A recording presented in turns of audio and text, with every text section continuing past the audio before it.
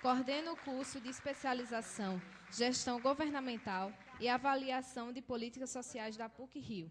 Coordena o Laboratório de Pesquisa Governo, Desenvolvimento e Equidade. É um dos editores da revista eletrônica Desigualdade e Diversidade, revista de Ciências Sociais da PUC-Rio.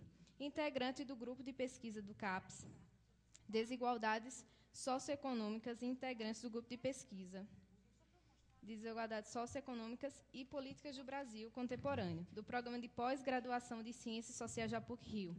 Membro do Comitê Científico do Centro Internacional Celso Furtado de Políticas para o Desenvolvimento e é também editor do periódico da mesma instituição, intitulado Cadernos de Desenvolvimento. Nos últimos anos, tem procurado desenvolver projetos de pesquisa sobre os temas federalismo e desigualdades regionais em perspectivas comparadas, ideias intelectuais e instituições políticas, regionais e perspectivas comparadas.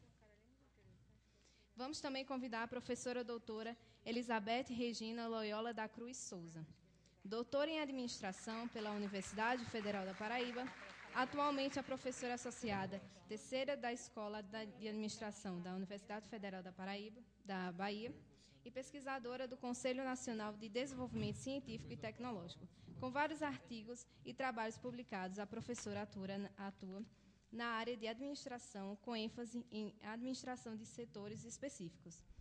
Em seu currículo, os textos mais frequentes na contextualização da política, da produção científica, tecnológica e administração cultural são competitividade, agroindústria, inovação, empreendedorismo, capacitação, desenvolvimento regional, estratégia, aprendizagem organizacional, desenvolvimento local e cultura e redes sociais.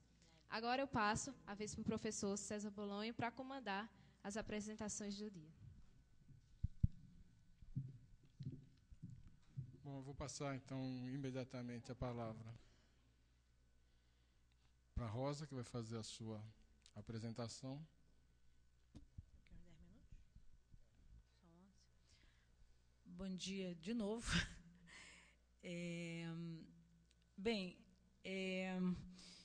Eu queria aproveitar este momento aqui com vocês para falar um pouco do trabalho do... Posso ir? Do Centro Celso Furtado. Eu sou diretora do Centro Internacional Celso Furtado, que funciona no Rio de Janeiro, para o qual todos vocês estão convidados ao qual todos vocês estão convidados a visitar. Nós estamos só para vocês saberem, nós estamos no subsolo do BNDES. Em duas palavras, uma palavrinha sobre o centro. O centro foi fundado em 2005, nós temos já 7 anos de vida. Nós pretendemos ser um centro de altos estudos de desenvolvimento. Nós atuamos basicamente na área de formação do desenvolvimento, com seminários, com debates. Neste momento, nós estamos organizando um grande seminário, um grande colóquio internacional, que vai ser no mês de agosto, sobre o desenvolvimento e a crise. É um grande colóquio mesmo, vai ser o primeiro grande colóquio do Centro Celso Furtado, nos dias 15 a 17 de agosto. Nós fazemos regularmente, ontem eu encontrei com os professores daqui da Universidade Estadual de Campina Grande, eu estava contando para eles que uma das razões de ser do Centro Celso Furtado, e para a qual eu luto muito, é que a gente saia do eixo Rio-São Paulo e que a gente faça regularmente eventos no Nordeste. Aqui em Campina Grande, nós fizemos ano passado um seminário junto com o IPEA, chamado Macroeconomia e Desenvolvimento, e nós fazemos regularmente nas cidades do Nordeste. Uma outra vertente do centro é de documentação do desenvolvimento. Nós estamos com a biblioteca do Celso inteiramente catalogada. A biblioteca está online, o catálogo da biblioteca está online, se alguém quiser entrar. E se vocês, os jovens que aqui estão presentes, eu também queria chamar a atenção para um programa de bolsas que nós temos de mestrado e doutorado, e abrimos ano passado de bolsas de pesquisadores. Evidentemente, nós somos um grão de areia em matéria de bolsas, mas nós já tivemos até hoje, nesses 7 anos, 30 bolsistas entre mestrado e doutorado, e, regularmente, nós abrimos editais para os bolsistas e para os jovens aqui presentes, e os menos jovens também.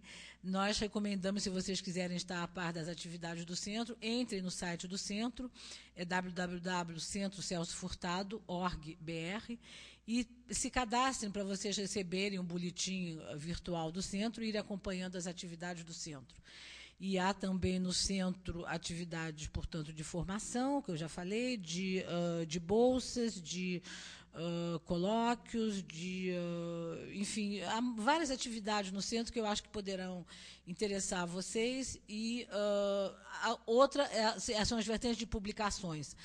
Nós editamos a cada 2 meses, Ricardo Ismael é o editor desta revista, que se chama Cadernos do Desenvolvimento. Elas estão todas online, elas têm em papel e online. Este é o último número, e o próximo número sai semana que vem. Ela também está aberta a artigos, e proximamente vai ser aberto um edital para artigos que são submetidos a pareceristas, e daqui uns... talvez menos de um mês, vai ser aberto outro edital para receber artigos. E uma das publicações, eu chego lá, se chama Arquivos Celso Furtado. Foi uma publicação que eu comecei a fazer há uns 4, 5 anos. Essa publicação é basicamente o seguinte, quer dizer, me coube por herança os arquivos de Celso. São de uma riqueza imensa. E eu me sinto não só, eu me sinto muito satisfeita de mexer com esses arquivos do Celso, mas eu sinto também que é uma espécie de obrigação eu manter as obras de Celso, não só as obras que ele escreveu, mas os arquivos que ele me deixou permanentemente disponíveis para a nova geração. Então, esses arquivos, basicamente, eu comecei a fazer. Esse aqui é o número 5, que está sendo lançado aqui hoje, na Paraíba, aqui em Campina Grande. Eu lancei anteontem em São Paulo, lancei há uns 15 dias atrás no Rio de Janeiro. O que são os arquivos Celso Furtado? Eu estou fazendo temático, quer dizer, este aqui é um número sobre cultura.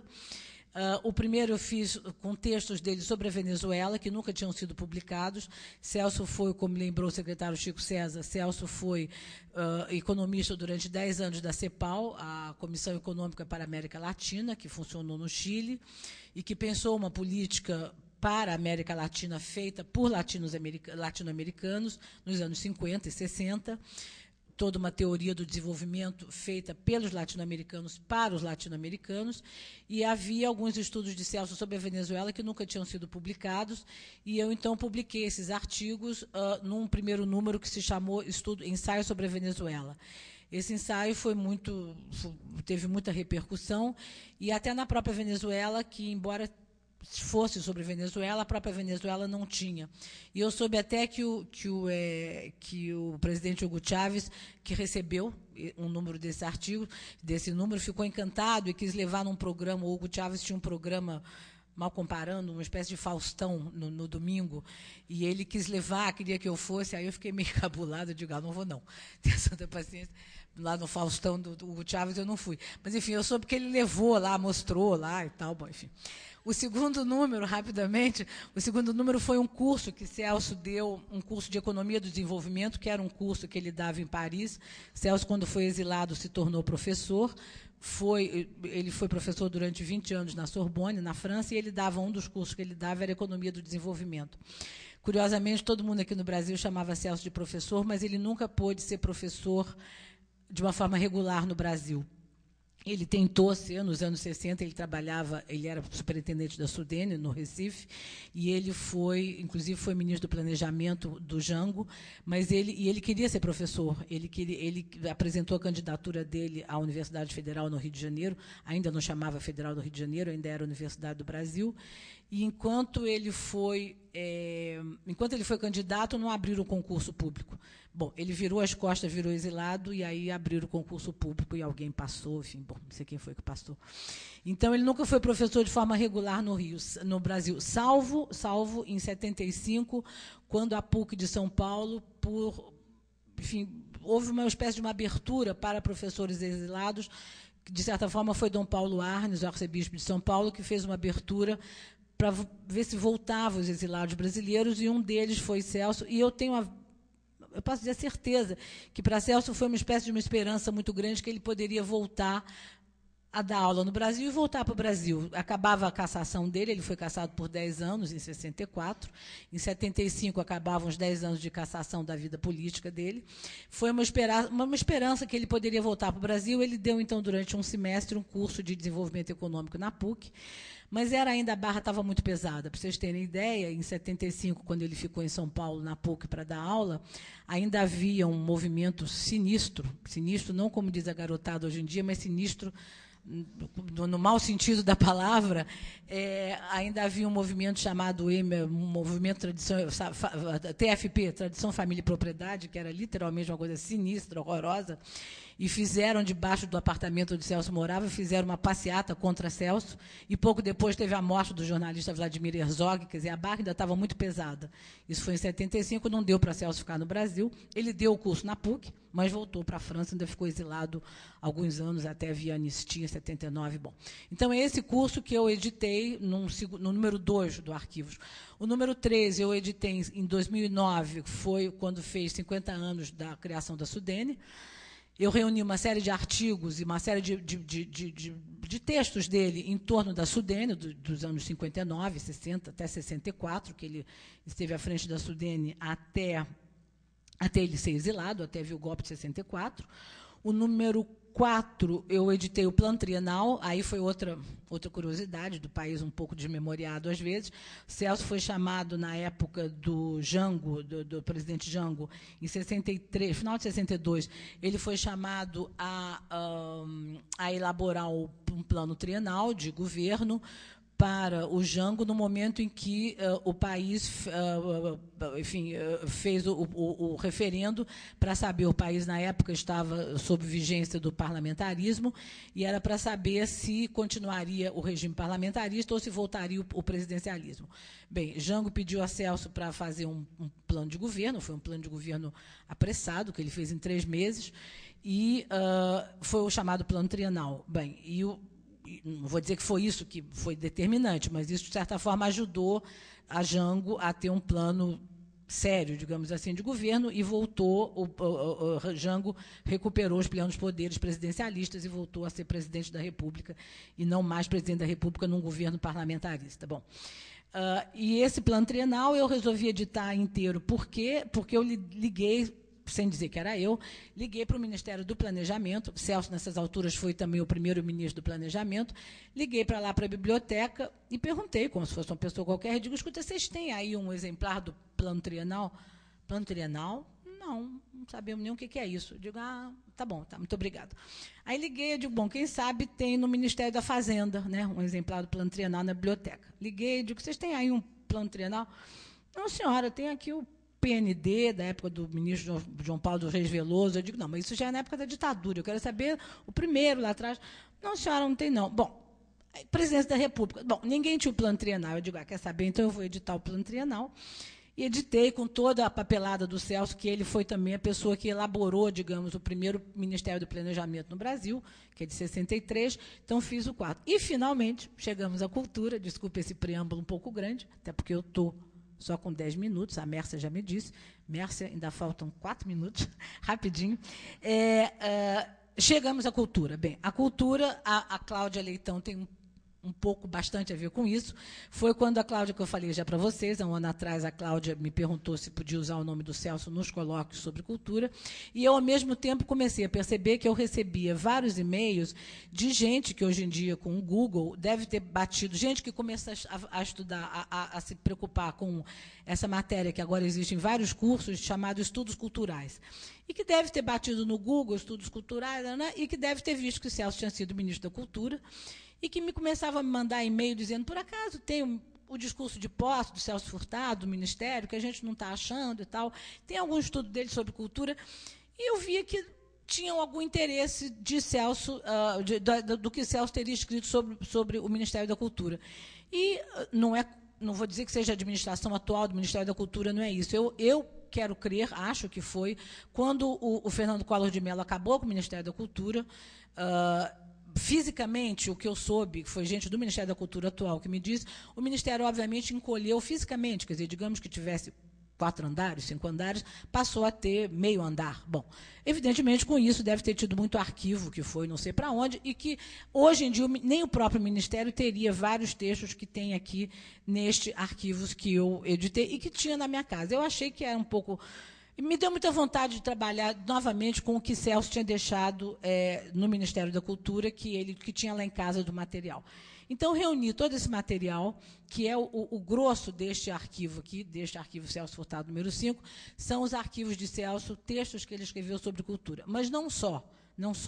Quer dizer, o que eu percebi, revendo todos os textos de Celso, é que Celso eu posso dizer, uns 10 anos antes de Celso ser ministro da Cultura, ele já pensava muito sobre cultura. Houve 4 momentos na vida de Celso em que ele refletiu muito sobre cultura.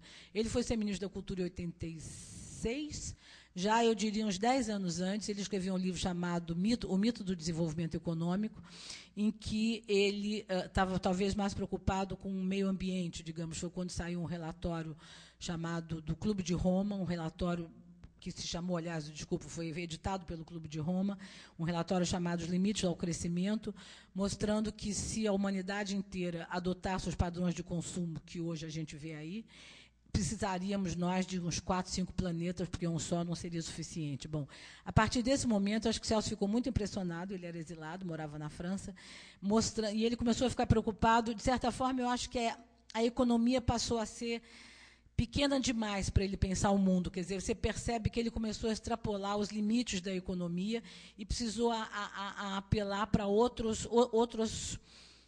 ferramentas além da economia. E a gente vê, hoje em dia, eu vejo pela biblioteca de Celso, que está catalogada, é muito fácil de ver, e que, se vocês forem ao catálogo online da biblioteca dele, que está dentro do site do Centro Celso Furtado, vocês vão perceber, é uma pesquisa simples, dá para perceber, porque ele anotava cada livro que ele lia, ele anotava a data em que ele lia. Então, você vê que, nessa época, a partir de 77, 8, por aí, ele praticamente não lê livro de economia. Ele lê muita filosofia, muita mitologia, muita sociologia, estudo de cultura, muito Adorno, muito Nietzsche, muito... Você vê que ele tá alargando o leque. Ele está alargando o leque e fazendo reflexões, porque era um homem que refletia o dia inteiro. No café da manhã, eu estava ali, que eu acordo, às vezes, meio mal-humorado, eu estava ali tomando café, e o Celso parecia uma máquina, tchucu, e vinha, e eu me sentia uma interlocutora privilegiada, porque ficava ouvindo aquilo, e ele, no fundo, ele estava pensando alto. Para mim, quer dizer, ele pensava alto e eu ouvia, e ele pensava alto e eu ouvia. Mas era fascinante, eu confesso que era fascinante. Bom, mas, enfim, aí a gente via que ele estava lendo muitas outras coisas, e isso foi saindo em livros. 2 anos depois, ele escreve um livro chamado Prefácio à Nova Economia, e 78, a meu ver, é o livro em que ele cristaliza tudo isso, o primeiro livro em que ele cristaliza uma reflexão muito grande sobre cultura, que é um livro chamado Criatividade e Dependência, que o Bolanho está estudando, ou já estudou bastante, né, Bolanho? Enfim, a partir daí, todos os livros de Celso têm uma grande componente cultural, e ele vai indo, mas tudo isso nem pensava em voltar de exílio, nem pensava no Ministério da Cultura, coisa nenhuma. Quando chega o momento dele ser ministro da Cultura, ele estava já com uma reflexão, ao menos teórica, muito grande. Aí ele passa para a prática, para o Ministério da Cultura, que Chico César sabe o que é isso, ele estava falando, deu vontade de rir, ele estava falando dessa sala aqui em Xerim, ainda faria fila lá fora, com a quantidade de gente querendo apresentar projetos, que são todos maravilhosos, mas, infelizmente, não dá para atender a todos, né? E na escala de um ministro, você multiplica isso, que aí são propostas vindas do Brasil inteiro. Agora, é fascinante, né? Porque aí você leva um mergulho na cultura nacional, é realmente fascinante. Bem, aí houve, finalmente, mais 2 momentos, que eu encurto rápido, já estou acabando, mais 2 momentos, foi depois que Celso deixou de ser ministro da Cultura. Ele fez parte, uns 2 ou 3 anos depois, de uma Comissão Mundial de Cultura e Desenvolvimento, que foi feita pela Unesco e pela ONU. Era uma comissão pequena, de 10 personalidades mundiais. O Celso era o único brasileiro. Havia grandes personalidades, quer dizer, não estou dizendo que Celso fosse uma grande, não, mas, enfim, havia outras grandes, entre elas Lévi-Strauss e o Elie Wiesel, que depois foi prêmio Nobel. Ele já tinha sido prêmio Nobel, eu acho. Depois disso, que também foi uma grande... Aí foi em nível mundial, aí já não era nem nível só brasileiro, nível mundial, que Celso voltou a pensar a cultura e o desenvolvimento, e, finalmente, depois ele se volta para o Brasil novamente, que também eu reuni vários aqui, quando ele entra para a Academia Brasileira de Letras, em 97, em que ele torna a pensar e fazer vários textos, que eu reuni aqui, sobre outros acadêmicos que tinham sido ligados às ciências sociais e que tinham sido acadêmicos. Entre outros, eu reuni aqui textos dele sobre, tem Euclides da Cunha, Tobias Barreto, Rui Barbosa, que mais que tem? Machado de Assis. Bom, Machado de Assis enfim, todos os acadêmicos pensam sobre Machado de Assis. Enfim, Euclides da Cunha tem dois textos que eu acho brilhantes. Um deles, inclusive, ele faz um texto muito redondo, ele chega e junta no final o Euclides da Cunha ao MST. É um texto, eu acho, um brilho. Quer dizer, são textos que, no fundo, Celso são textos relativamente curtos, mas que demandavam muita leitura de Celso. Ele ficava 3, 4 dias relendo o Euclides da Cunha, depois ele tinha uma reflexão. Enfim, são textos que eu acho, e, finalmente, só para acabar, em 2000 e pouco, Celso diz uma frase, numa entrevista que está aqui também, que ele diz, a gente vê como a cultura passou a ser importante no final da vida dele, e que ele diz, para pensar um projeto nacional, hoje em dia, quer dizer, que não, é impossível você pensar um projeto de desenvolvimento que não parta da cultura. Quer dizer, digamos, uns anos antes, eu percebi, organizando esse livro, que ele dizia qualquer projeto de desenvolvimento tem que incorporar a cultura, ou seja, a cultura era uma sub-área do projeto de desenvolvimento. No final da vida era o contrário. Qualquer projeto de desenvolvimento tem que necessariamente partir da cultura. Era quase como que o subdesenvolvimento fosse uma sub-área digamos, da cultura. A cultura era o mais importante. Então, é isso. Eu estou muito feliz de lançar esse livro aqui hoje, na Paraíba, por todos os motivos que eu já disse, pelo fato de Celso ser paraibano, por ser aniversário dele, e por nós estarmos aqui inaugurando os colóquios Celso Furtado. Muito obrigada.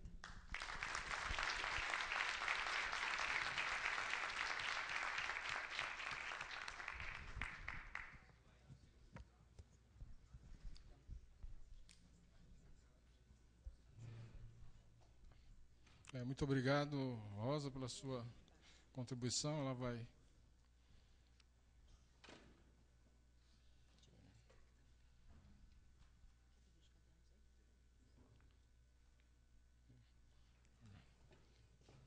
Então, agora nós vamos começar a mesa mais propriamente acadêmica do evento.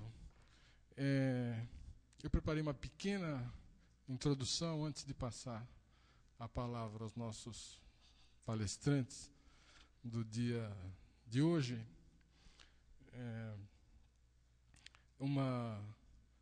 Selecionei alguns pequenos trechos da obra do Furtado para permanecer um pouco ainda nessa visão um pouco mais pessoal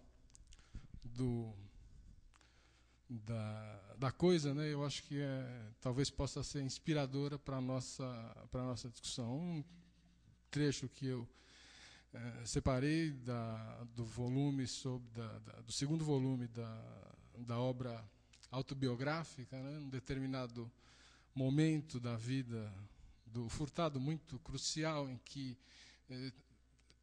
do processo parlamentar de discussão da lei de criação da Sudene, não é? Ele está numa situação muito complicada, porque ele investiu muito das suas energias, né, nesse processo, e está num momento fundamental. Inclusive, ele imagina, né, há indícios fortes de que, depois de aprovado, ele não seria mais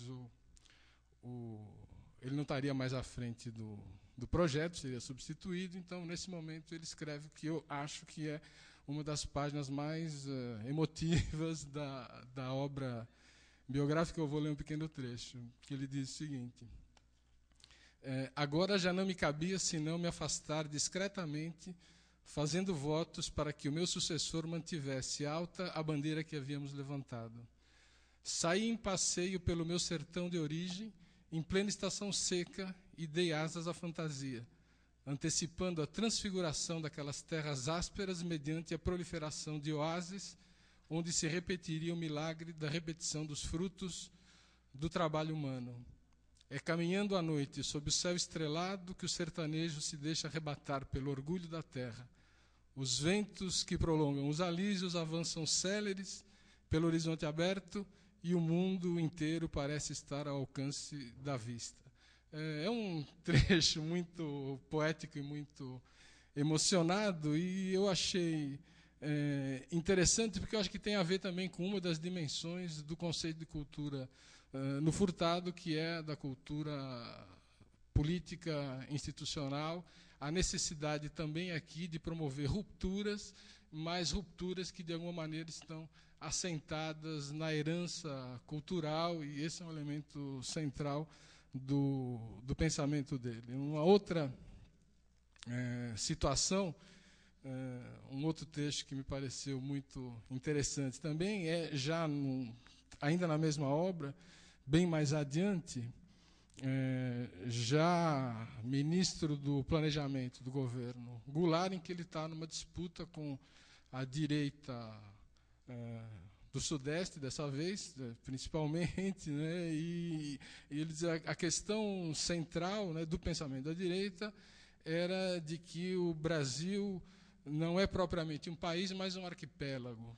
Né? Ele cita um editorial do Estado de São Paulo, dizendo que o Brasil não é uma sociedade, nem mesmo uma nação, mas um complexo heterogêneo de grupos sociais antagônicos, etc. E aí ele vai responder.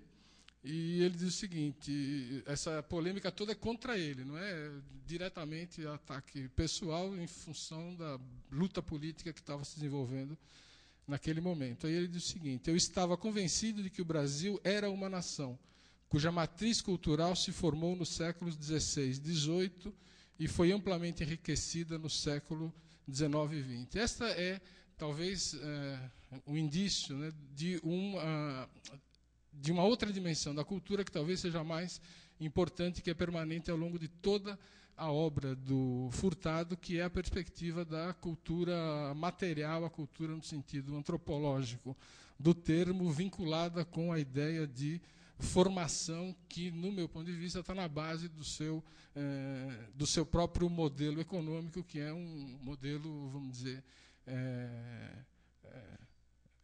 revolucionário em relação, ou muito crítico, vamos dizer, melhor dizendo, em relação aos modelos convencionais da economia. Né? Então, com forte presença de uma visão de cultura nessa perspectiva ampla da formação. Mas o mais interessante é a sequência desse trecho, que ele fala: o Nordeste é parte integrante dessa matriz cultural, possivelmente a que mais próxima permaneceu de suas raízes originais. A atual pobreza material do Nordeste é circunstancial, podendo amanhã ser superada, mas ninguém pode pretender ser mais brasileiro do que o nordestino. Preocupava-me que o pensamento da direita do Centro-Sul caminhasse para a adoção dessa tese, mas evitava que o debate fosse orientado nessa direção, certo de que nossa maior força resulta em um sentimento de unidade nacional fundado na comunhão de valores culturais. Então, aqui ainda chegamos no ponto, vamos dizer, crucial do pensamento, da perspectiva do Furtado em relação à cultura, que é a importância da cultura, e agora a cultura em todos os seus sentidos, e no sentido de cultura espiritual mais especificamente também, e da formação cultural brasileira no seu sentido mais amplo, como um elemento chave central para se pensar o desenvolvimento e aquilo que ele vai chamar, a partir de pelo menos o mito do desenvolvimento, daquele verdadeiro desenvolvimento que deve ir muito mais no sentido dos fins do que dos meios, que é um elemento central da sua obra. Então, a questão da identidade cultural nacional é um elemento importante da obra dele, e a relevância da cultura nordestina ele coloca justamente nessa perspectiva, né? Nessa perspectiva de pensar o problema do Nordeste como um problema brasileiro fundamental, que está na base de toda a sua ação política à frente da criação da Sudene e à frente da Sudene. Então, a cultura é o elemento-chave, portanto, para a construção daquele verdadeiro desenvolvimento, e isso fica evidente, essa necessidade de uma unidade nacional e de uma identificação nacional cultural, fica evidente, por exemplo, no volume 3, quando ele vai falar da China, e ele fala que a importância, a unidade, o elemento unificador daquilo, falando das mudanças que a gente está vendo hoje aonde chegaram, é justamente a consciência da especificidade cultural chinesa, e essa, vamos dizer, de alguma maneira, é o nosso desafio, entender a especificidade cultural brasileira para avançar nesse sentido. Eu estou terminando porque eu não quero monopolizar a palavra, mas só quero citar um pequeno trecho agora do trabalho que acaba de ser apresentado, em que ele fala sobre a política cultural, então, nesse sentido, né? Primeiro, ele fala que a política cultural é uma simples dimensão de uma política global, graças à qual a coletividade tem acesso a um fluxo crescente de recursos a serem utilizados dentro de prioridades ditadas por critérios sociais, que é uma coisa muito importante. E outra coisa é que ele fala que o ato criativo é tanto ruptura como processo que se alimenta da herança cultural, a qual é captada no seu recorte histórico regional, em suas relações com o ecossistema e levando na devida conta a estrutura social em que emerge. Como ato de ruptura, a criatividade alimenta-se com frequência da ação de grupos contestadores, que em uma sociedade aberta devem encontrar espaço para atuar. Demais, como a herança cultural e a criatividade se inserem na pluralidade étnica do país, o avanço na conscientização das populações negras e indígenas é visto como uma ampliação do nosso horizonte cultural. E ele termina com uma pergunta e uma afirmação que eu acho que são fundamentais para a gente. Como duvidar de que é nesse setor, no setor da cultura, que se apresenta o maior desafio na caminhada para um autêntico processo de desenvolvimento, para a convergência do processo de crescimento econômico com o aperfeiçoamento das formas de convivência social e a abertura de novos espaços à realização das aspirações, tanto materiais como espirituais, de toda a cidadania? Na fase atual de nossa história, o elemento de utopia de que necessitamos somente poderá vir da política cultural. Essa é a perspectiva, eu acredito, que nós estamos trabalhando na organização destes eventos. Exercitar, de alguma forma, também a nossa própria criatividade sociológica, sabendo que é preciso realizar certas rupturas, apoiados numa herança cultural fundamental, aqui representada pelo pensamento de Celso Furtado. Evidentemente, existem outros autores nacionais fundamentais na nossa formação. Nós estamos trabalhando com Furtado, porque o Furtado é aquele elemento que consegue fazer essa articulação entre cultura e desenvolvimento de maneira tão clara e tão vinculada às preocupações com as desigualdades, com os problemas regionais, etc. Então, o início desse nosso seminário, justamente nesta situação, o tema que foi proposto para essa discussão específica, cultura, criatividade e inclusão social, vai justamente nessa linha de argumentação. Então, era uma pequena introdução que eu queria fazer. Eu vou passar agora a palavra aos palestrantes. Primeiro, a professora Elizabeth, cerca de 20 a 30 minutos para fazer a sua exposição, e depois a gente continua. Tá, eu pediria a você que...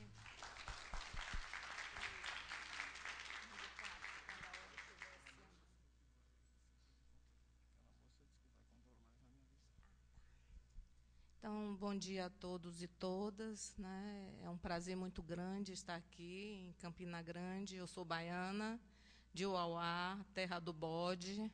Então, eu acho que a gente se entende um pouco nesta história de lides e labutas. Eu estava aqui, eu pedi a César para ser a primeira a falar, porque, para mim, começar é sempre um problema.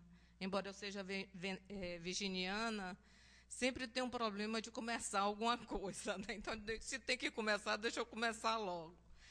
E aí eu resolvi começar, antes de apresentar o que eu tenho a dizer a vocês de uma forma mais sistematizada, contando uma rápida historinha, né?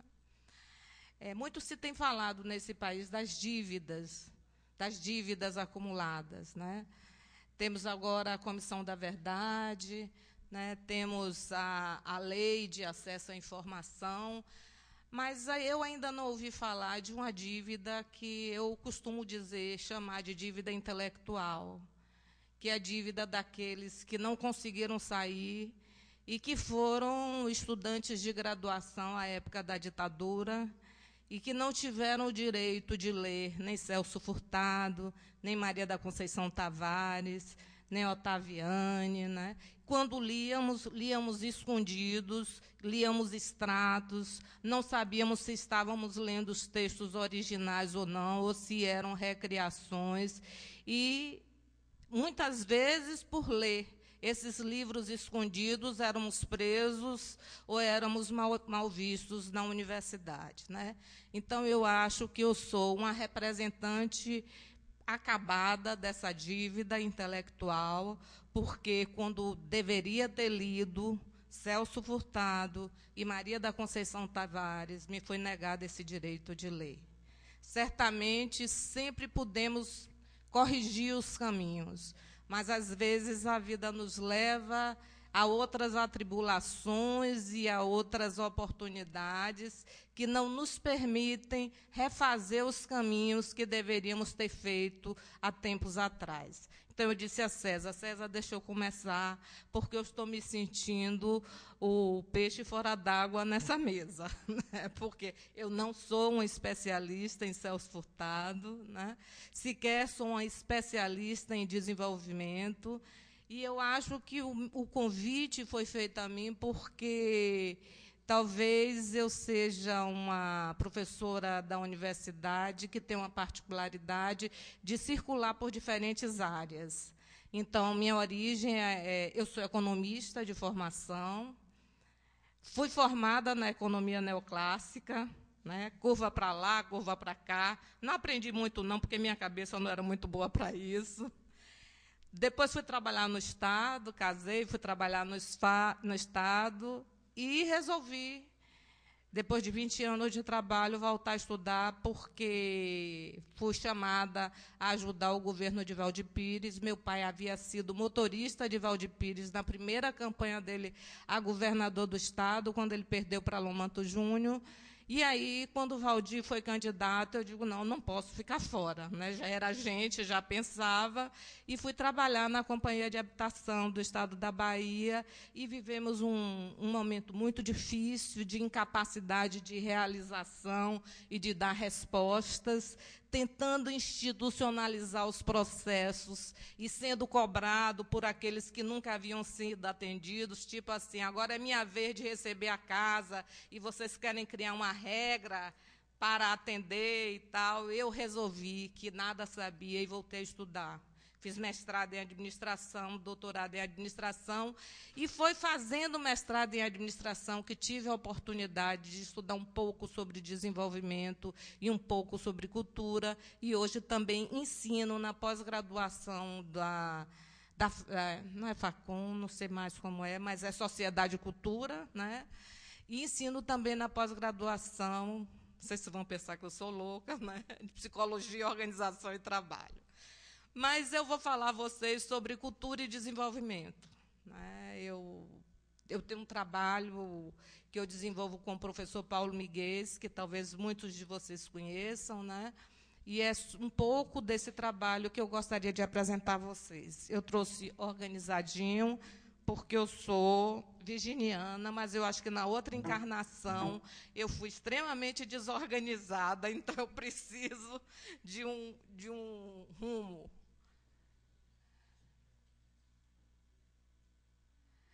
Ai, não, redes sociais não. Bote por data, que aí a gente consegue. Por favor. Por isso que eu queria arrumar antes. Classificar por data, por favor. Ali, aula de desenvolvimento e cultura. Vai ser rapidinho, viu, César? Espero. Então, Não, não é essa, é porque eu divido sempre com ele, é outra. Ali, Beth. Beth.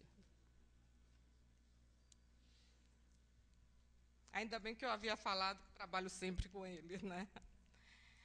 Então, podemos começar. É uma aula sobre cultura e desenvolvimento. Ela tem uma estrutura. Podemos ir passando. Eu vou fazer um pouco de contextualização, falar um pouco das pertinências e dificuldades, porque sempre quando a gente fala em cultura e desenvolvimento é como se tivéssemos naturalizado essa relação, né? E cada vez mais a gente vai aprendendo o quanto é difícil associar, não só nos planos de governo, como nas práticas de governo, cultura e desenvolvimento. Aí vou falar um pouco sobre a evolução do pensamento sobre desenvolvimento, depois sobre cultura, depois tentar juntar as duas coisas e falar um pouco de riscos e de novos mitos. Podemos ir? Então, veja, eu acho que o mundo acadêmico e o mundo também dos fazedores de política, ele começa, a partir de um certo tempo, a se dar conta do fracasso das políticas que eram chamadas de desenvolvimento, mas, na verdade, não eram de desenvolvimento, eram políticas de crescimento econômico, né? Em termos de atingir objetivos de equidade e de uma certa, vamos dizer assim, possibilidade de transferência desse modelo que havia dado certo nos países da Europa, de transferência para outros países que não da Europa. Então, nesses modelos, o que nós identificamos é que havia uma superestimação do papel do crescimento econômico, entendendo-se que, fazendo crescer o bolo, esse bolo naturalmente seria redistribuído, né? Também uma fé muito grande nas virtudes do mimetismo, ou seja, essa experiência poderia ser multiplicada sem adaptações, que o subdesenvolvimento, então, era visto como etapa anterior ao desenvolvimento, e também, apesar dessa fé e dessa superestimação, começávamos a ver que o capitalismo, mesmo no mundo desenvolvido, começava a enfrentar problemas. Então, nós começávamos a enxergar, não só no Cone Sul, mas também no Cone Norte, o insucesso do receituário em termos de equidade e capacidade de autossustentação desses modelos de desenvolvimento forjados nessa época. Podemos adiantar, por favor? Então, veja, no meio dessa crise de pensamento e de ação, porque é sempre bom a gente contextualizar isso, era uma crise de pensamento e de ação, a relação entre cultura e desenvolvimento passa a ser um dos pontos centrais da agenda contemporânea. É muito interessante que, se a gente faz, vamos dizer assim, uma revisão de artigos de jornais ou de revistas não especializadas, a questão da cultura e do desenvolvimento, a problematização do desenvolvimento também começa a aparecer nesse tipo de literatura, o que mostra que esta é uma preocupação que já estava mais ou menos difundida na agenda social, certo? Então, começa a se falar, né, que cultura é uma dimensão estratégica do desenvolvimento. Então, a gente vai agora falar um pouco sobre pertinências e dificuldades desta visão da cultura como eixo central de projetos de desenvolvimento. Podemos ir? Primeiro, a questão da diversidade cultural, né? Ora, se a gente trabalha com o reconhecimento da importância da diversidade cultural, teremos que concluir que há projetos e projetos de desenvolvimento cujo eixo é a cultura. Depois, outro grande problema que também começa a emergir na agenda social e no âmbito dessa discussão entre cultura e desenvolvimento é a questão da propriedade intelectual, né? Como ganhar? Como ganhar a partir da sua produção cultural? Será que os institutos tradicionais de propriedade intelectual se adequam a este novo modelo de desenvolvimento, né? Será que as formas como a OMC regula o comércio internacional, elas estão adequadas às novas exigências de um modelo que tenha como eixo central a cultura, um modelo de desenvolvimento que tenha como eixo central a cultura? E também um outro elemento importante a ser considerado e que está na agenda e que estava na agenda contemporânea era dos mercados globais de bens e serviços culturais e simbólicos, né? Os filmes que nós vemos, os livros que nós lemos, eu estou falando aqui mais da cultura erudita ainda, né? Os filmes que nós vemos, os livros que nós lemos, como resolver essa questão das trocas, das relações internacionais, dos valores desses bens simbólico-culturais. Podemos ir? O que acontece para e passo no ambiente acadêmico? Já é um tema clássico de estudos, né? Para não ir muito longe, eu lembro de Max Weber, com aquele livro, vamos dizer assim, formador dele, A Ética Protestante e o Espírito do Capitalismo, que ele discute, né, a emergência do capitalismo a partir de um traço cultural dos protestantes. Naquela época, a cultura ainda a religião ainda era uma cultura, uma dimensão da cultura, né? Também observamos o crescimento do número de estudos e pesquisas, indústrias culturais, distritos culturais, clusters culturais, isso mais recentemente, indústrias criativas, conveniência da cultura, né? Aqui no Brasil, eu gosto sempre de citar a experiência da Rede CIST, que é uma rede que se especializou no estudo de arranjos produtivos locais e que, em 2008, faz uma série de estudos só sobre arranjos produtivos na área da cultura. Então, ela estuda o bordado de Caicó, o Carnaval de Salvador, o cinema em Recife, o audiovisual no Rio de Janeiro, certo? Então, ela faz uma série de estudos nessa área. E também a gente vê que a noção de desenvolvimento, com essa nova agenda social e com essa nova preocupação da academia, ela termina evoluindo, né? Vai adquirindo uma crescente complexidade, desenvolvimento deixa de ser apenas crescimento econômico, crescimento de PIB, né? Outros indicadores são chamados à cena para dar conta desse novo conceito de desenvolvimento, e ele ganha algumas qualificações. Começamos a falar do fenômeno, que ele é um fenômeno endógeno e pluridimensional. Começamos a dizer que, ao lado da dimensão econômica, as dimensões históricas, sociais, políticas, ambientais e culturais também são fundamentais para que a gente possa entender a complexidade desse fenômeno que é desenvolvimento e para que a gente possa formular modelos de desenvolvimento que deem conta dessa complexidade. Mais pertinências, né? Então, a gente observa também, com o passar do tempo, a proliferação de experiências práticas, né, que associam cultura e desenvolvimento.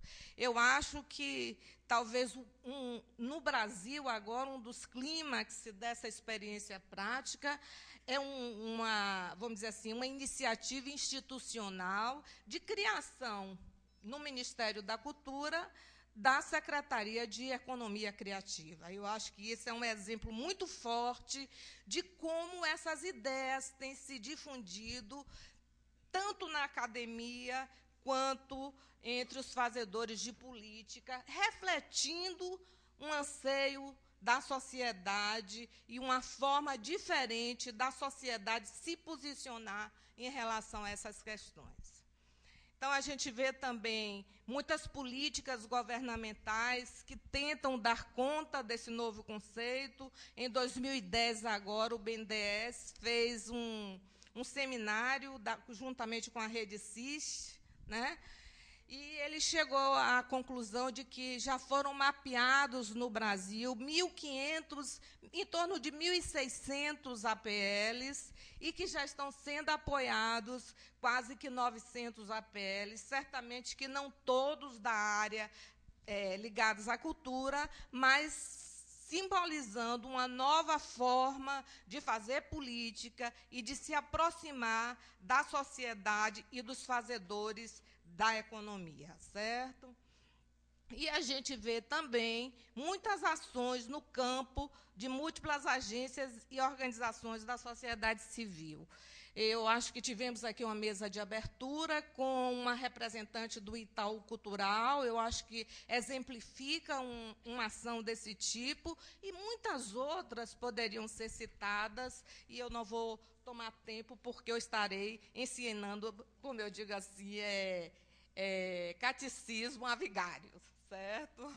Então, mas quais são as dificuldades que a gente ainda encontra quando a gente quer trabalhar em conjunto essa ideia de cultura e desenvolvimento? Primeiro, nós temos que enfrentar um certo purismo ideológico do campo da cultura, né? Muitos agentes de cultura acham que cultura não se mistura com negócio. E misturar cultura com negócio é uma depreciação para o fazer cultural. Eu acho que esse é um purismo que temos que discutir e que temos que elidir, ou seja, procurar estratégias para evitar, certo? Depois, apesar de ter já afirmado que houve uma certa evolução do conceito de desenvolvimento, ainda impera um certo economicismo na parte das teorias de desenvolvimento. Então, quando a gente vai ler os textos de abertura, eles são maravilhosos. Mas aí, quando a gente vai para o frigir dos ovos, como é que essa coisa vai ser feita? Quais são os instrumentos que vão ser usados de política? Que indicadores vão ser utilizados? A gente vê sempre que são as dimensões econômicas que estão sendo privilegiadas. Eu, por exemplo, agora estou fazendo um trabalho para publicar com uma colega minha sobre a política de APLs no estado da Bahia. Primeiro, a dificuldade de acesso à informação. Eu digo assim, vou até me informar se essa lei de acesso à informação se aplica também a informações técnico-científicas, né? Segundo, quando você pega os indicadores, são indicadores econômicos. É um projeto financiado pelo Banco Mundial que vai me pedir, como indicador de avaliação de impacto, a taxa interna de retorno, que é um indicador clássico da área de economia, né? Então, eu acho que ainda há muito descompasso entre discurso e ação, discurso e prática, certo? Então, há uma incipiência do campo, dos métodos e métricas, das ferramentas de políticas e de acesso a informações. Vamos? Mas, enfim, o que é cultura? Estamos falando sempre de cultura e desenvolvimento e precisamos ter uma certa, vamos dizer assim, um certo pacto aqui, estabelecer um certo pacto em torno deste conceito que é pluridimensional. Então, aqui tem uma certa evolução, né, uma definição pioneira já no século XIX, um autor que, na década de 50 do século passado, nos fala já de 50 definições, depois outro, já na década de 70 ainda do século passado, nos fala de mais de 100 definições, e outro que, no ano 2000, já nos diz que é uma das 3 palavras mais complexas da nossa língua. Imagine o embrulho que vocês se meteram e que eu me meti também, né? Então, vamos lá. Mas eu acho que tem alguns consensos que são muito fortes, né? Eu acho que hoje não aceitamos mais a ideia da cultura enquanto determinismo biológico, que imperou durante certa época, né? Também não aceitamos mais o determinismo geográfico. Temos a convicção que a cultura é viva, é histórica, certo? Então, ela muda também. Ela é dinâmica, mutável, plural. São consensos que nos ajudam a conversar e a trabalhar, né? A pluralidade e a diversidade de culturas não se submete a lógicas hierarquizantes, tipo alta cultura, baixa cultura, cultura erudita, cultura popular. Também isso já temos um certo pacto, um certo acordo em relação a isso.